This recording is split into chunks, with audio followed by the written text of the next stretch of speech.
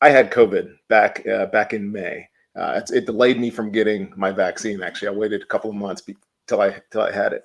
While I had it, I had no idea that I had it. Obviously, I was asymptomatic, and the only reason I found out was because I had to go get tested to go into Chicago to visit my daughter at school. Came back positive, and I was pretty shocked because throughout the whole time I never felt anything. So my question is there a natural immunity to COVID? And if there is, does it still behoove you, so to speak, to get the vaccine on top of it? But the reason why we have a COVID-19 pandemic is because this is something none of us have been exposed to. So there's nothing, unless you've been exposed to the virus, you're not going to have immunity to it.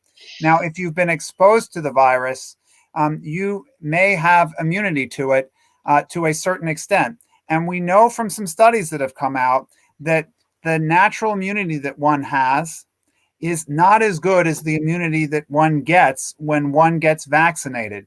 And we can argue between now and when the cows come home on whether you should get one dose or two doses after you've had a natural infection. One simple way is some people just go and get the Janssen vaccine because that's just a one-dose vaccine and there's no arguing over it. But you can do what you want.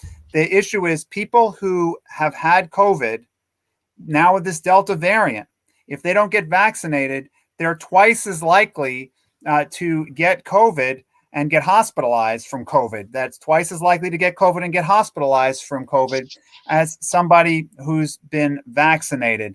And so I think we know that the vaccination does seem to do a better job. Full vaccination does a better job than just having the natural COVID. So it's probably a good idea.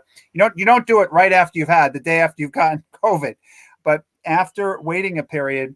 It is a very reasonable thing to go get vaccinated, and it's what we recommend so that you have the kind of immunity that you need to fight off this Delta variant.